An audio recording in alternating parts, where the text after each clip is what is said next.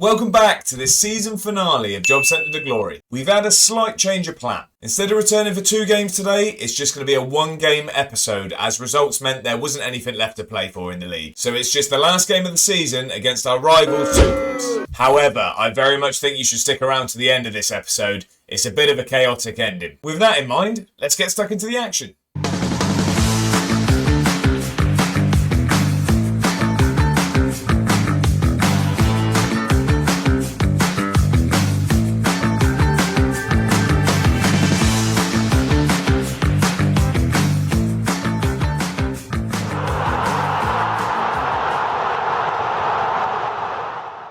Well then, we have come to the end of our second season in Job Centre to Glory. Well, it's a season and a half. And as I mentioned last time, it's a fairly uneventful end to the season. There's no drama, there's no jeopardy, there's nothing really to play for, unfortunately. So as a result of that, there has been a change of plan. As I mentioned in the intro, we're not going to have our usual 2-game episode. It is just going to be the 1 game. We're going to play out our final game of the season against our rivals Tukums. And then we're going to have a look back at this season. We're going to see the progress we made from last year. We're going to compare how we finished in the league to how we did last year, how we did in the competitions, the Conference League and the Latvian Cup, things like that. We'll have a look at how we've progressed. And then we'll take a look forward. We're going to have a quick look at what it looks like for the future of Job Centre to Glory. Whether we're going to stay on at Arda, where we're potentially going to look elsewhere. We're going to make a plan for the future. Speaking of the future, however, there was exciting news since the last episode. We have now completed our first coaching qualification.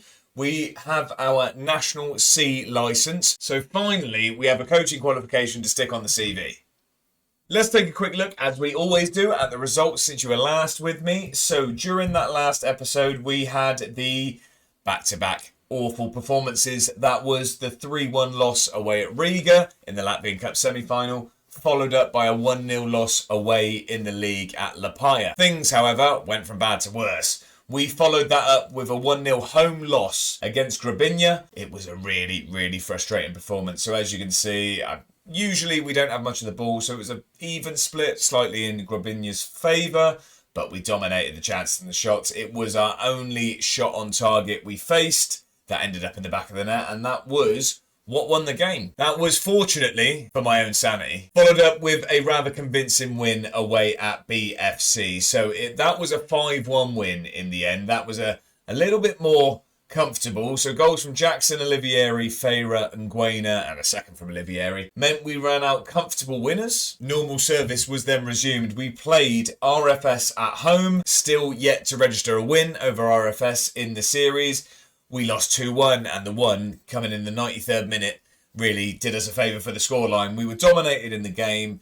Comfortable win for RFS. I'm not sure this win's coming anytime soon. We followed that up with a 2-0 win away at Jelgava. It was goals from Gerald and Olivieri, and a little bit of a better performance there. No shots being registered against us. And yeah, just a confident performance, finally, considering it's been a little bit of a shaky end to the season. And lastly, the final game we played before returning today, it was unfortunately another loss against Riga. There were some positives to be taken. It was a much more even game than previous ones have gone, but unfortunately there's only one stat that matters. We did lose 2-0 at home, and you won't be surprised after last episode to hear that Osh gave away another penalty, Ramirez tucking that one away to wrap the game up. We've really struggled against the 2 big boys in the league. Throughout those fixtures, however, there were some positives to be taken, so it's usually the awards coming our way only go to Juedi's inbox. However, it was Olivieri that picked up the monthly award for October, and it was Player of the Month that he picked up. Really, really impressive October for the Italian striker, with further confirmation of a good month coming from also winning Goal of the Month for his goal against BFC. Take a look at this.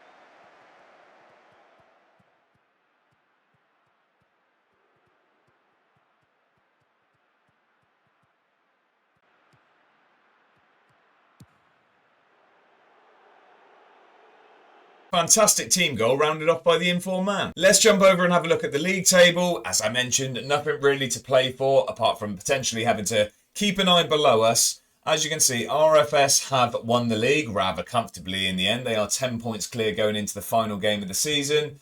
We are, again, a long way adrift of Riga, so no chance of jumping up into second, but we do have to just keep keep a little eye below us on Lapaya. We do want to maintain that third place. We do play 8th place Tukums in our final game of the season, so I'm hopeful of a positive performance. As long as we, don't really slip up, we should be finishing in 3rd place. Now, however, let's jump into that last game of the season. We've got our rivals Tukums. There's still a potential of relegation for them, so we could be sending our rivals down. But we need a win to secure this 3rd place for ourselves. Let's jump into the game. The team then for this final game of the season. In goal is going to be Erdils. The back 4, probably fortunately for us, doesn't include Osh. It is Sorokins, Babic, Eduardo and Equega. We have Kone and Linsmeyer at the anchor of midfield. And we have Gerald, Jackson, Juedi and Olivieri as that front 4. It's a strong team to end the season. Let's hope we can end it with 3 points and potentially send our rivals down. Okay, we are underway. Our first full season in management is drawing to an end. This is the last game of the season. We're at home to Tukums. It looks like we're starting very, very quickly. Olivieri nearly putting us ahead inside 2 minutes. It's hopefully going to end positively. I'm hoping that we can, end a lot better than last episode's performances anyway. Results elsewhere don't really matter unless we do find ourselves behind. Then we'll have to keep an eye on the Lapaya result, but we're hoping we don't have to look anywhere else. But here we can end this with 3 points, but Tukums are going to hope they're going to want to spoil the day. They've got their own survival concerns. Olivieri looked offside there. Keeper saved it anyway. The flag has gone up. But as I was saying, Tukums are battling relegation, so they're 2 points clear of the drop, I believe. So if we were to win or be ahead at any point, they're definitely going to have to be on the old walkie-talkie. I mean, these days probably looking at flash score to see how their chances of survival still stands. It's started positively for us. There's been a couple of chances. That's rather sloppy. Hopefully we're not just going to give away a cheap chance. We haven't. Linsmeyer getting forward from midfield. We've got some space down this side. Juedi just giving it into Gerald. It's rather risky pass in the middle of the park, but Olivieri gets on the end of it. Jackson's got a bit of room to drive into. Instead, he just slips it through to Olivieri, who does what he has been doing all season. A fantastic finish from the man who's on fire at the moment. It's another goal for Olivieri. This is a great ball. I thought Jackson could just drive down the wing. Instead, he just cuts inside, slices it through 3 of the Tukums defenders, midfielders, whatever, and Olivieri just slotting that one past the keeper. It's 1-0 harder. Well, that will be enough, if it stays this way, to secure 3rd place for us. It does add some jeopardy to the proceedings for Tukums. They're going to have to worry about results elsewhere. I can't actually remember who it is they're competing with. I know Alberts have gone down automatically as bottom place. It's that second potential relegation spot that is, I say, up for grabs, trying to be avoided by either side. I just can't remember who the other team in the running are. So we can potentially make this worse if we carry on. The stats are very much in our favour. We've looked quite good in this first half. We've had a few chances. Olivieri taking that brilliant chance made by Jackson to give us a 1-0 lead. It looks like we are going to go into half-time with a lead. I'm going to assume this might be the half-time whistle. Either that or we're about to concede at probably the worst time possible. We've just decided to give it straight back to the winger, who's put a rather aimless ball into the box for Erdils to have a bit of catching practice. I think this is going to be the half-time whistle. That's going to bring an end to the first half. Pretty dominant first 45. No changes needed at half-time. Lapaya are ahead. I thought that was just a goal there, but it looks like they scored a little bit, about 10 minutes after we did. So we do need to continue leading, because that would be concerning for us if we were to do anything but win. Now that they're ahead, a good ball in from Olivieri. Linsmeyer getting under that. It's just always looping over, I think. It didn't really look like it was going to trouble the keeper. Just realised we are still on cautious there. We can just knock that up a little bit. Even though we are ahead, we can probably take a few risks against Tukums. We have had a rather good record against them. I mean, we did put 10 past them in one game, so I think a couple of risks can be afforded from us. It looks like Tukums have got some space here. As I've been saying, that we can have some fun in today's proceedings. It was a good ball across, actually. Fortunately, a really good header at the back stick, because there was a lot of space there. The keeper hadn't got across very well. Olivieri just fouled there. We've got a free kick in a much more dangerous area. We managed to get down to the other end. But it looked like there was going to be a good chance for Tukums there. There was a lot of the goal to aim at if their striker got their head on the ball, but fortunately it was our defender. And now it looks like it's just maybe a little bit of a turn in the tide here. I think that looked like a foul. I think we've got away with one there. If there was VAR, I think they'd be looking at that. But we have got away with it, and we're going to come forward, even though that did look like a foul on the edge of the box. Olivieri's in, and I was about to celebrate because he doesn't usually miss those. But he just slides that one wide. Really, really uncharacteristically, really. He had a lot of room, a lot of time. Just maybe almost too much time, I don't know. We'll give him the benefit of the doubt. He has scored today, so we'll let him off. Well, I promise it's nothing to do with the missed one-on-one. I promise. Feyre has come on for Olivieri. Matty Smith has come on as well, and Talaji Bola. We made 3 changes just to sort of freshen things up, and hopefully we can grab another goal whilst we're at it. Feyre hasn't had the season he had last year. He has still been grabbing goals. I think Olivieri's probably outshone him a little bit this season, which it might have dampened the positivity on Feyre's season. I mean, Schweidy's also been fantastic, which also adds to it. Kone strikes one from distance. It just hits the foot of the post and somehow spins out for... Was that a corner that was signalled for in the end? I don't know if that took a deflection then or was saved. But yeah, as I was saying, Feyre, I mean, he still has had a solid season. I just think his strike partners have really overperformed from what I was expecting. So I think it's been tough competition up front, that's for sure.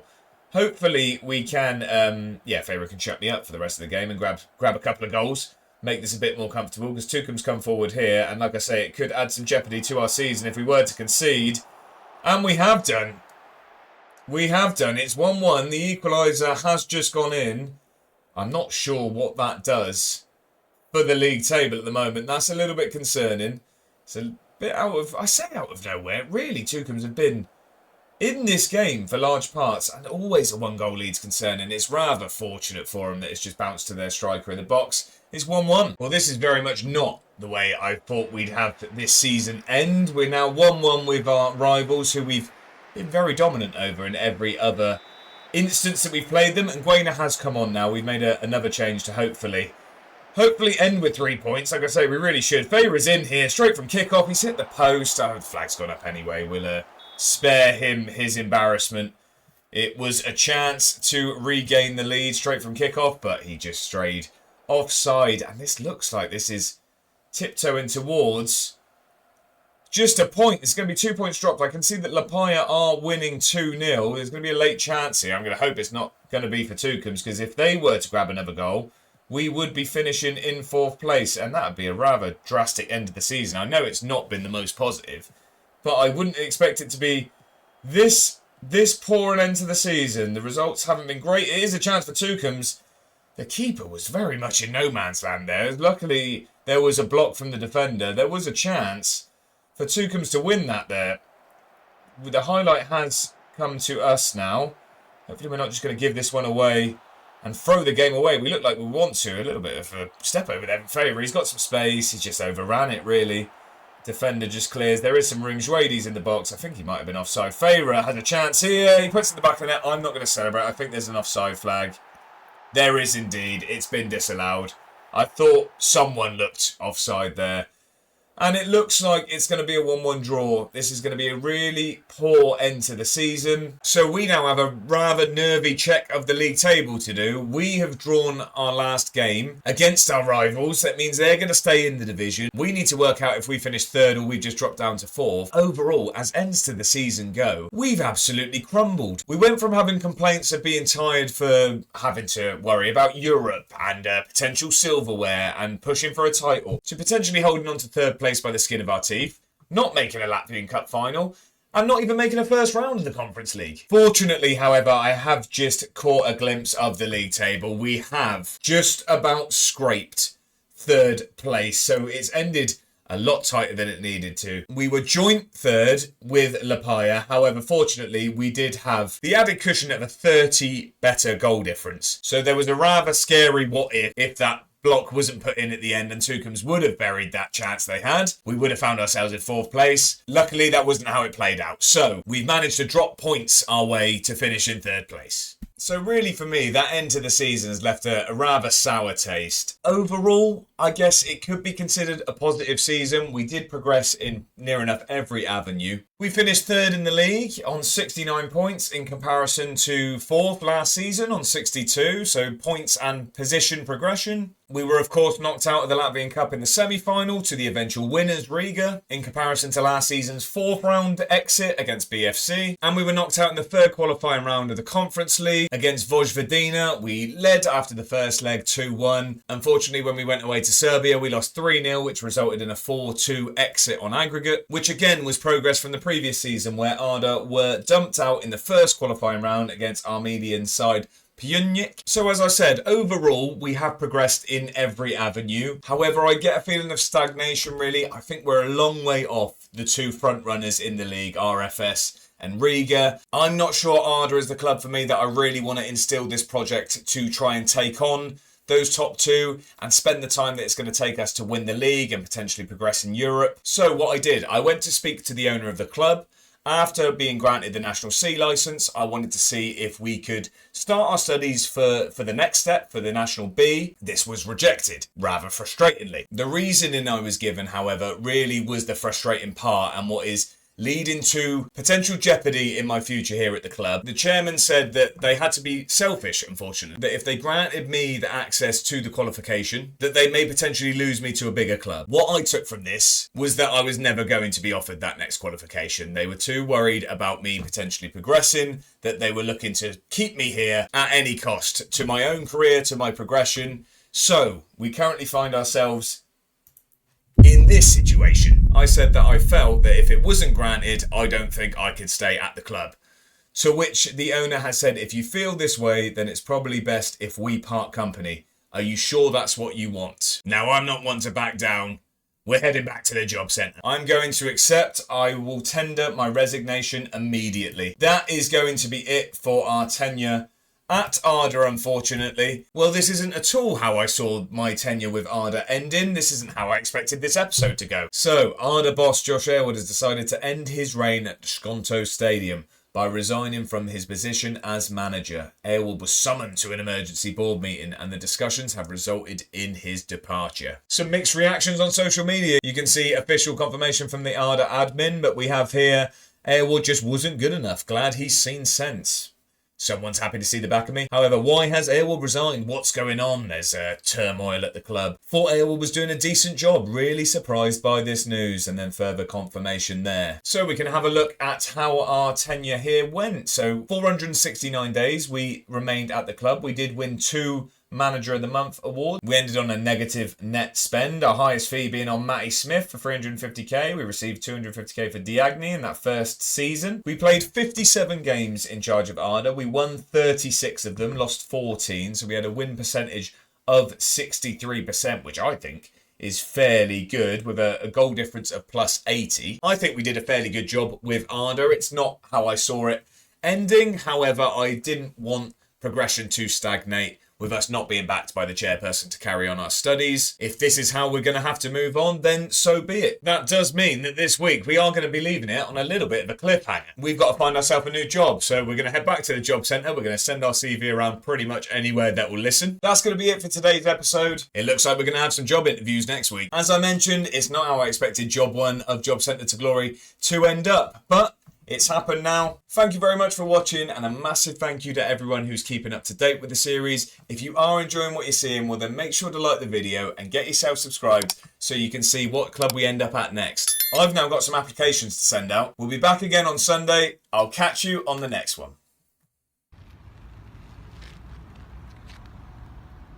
Sveiki. It's day 1 of our new job with Alda. Probably need to work out how actually I pronounce the team name.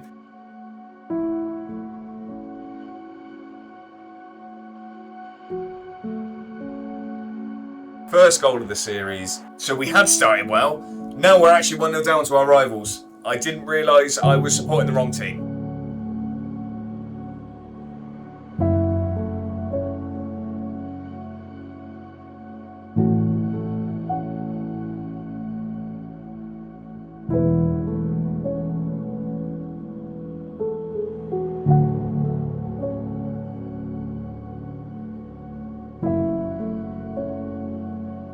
Fairer does what Fairer does.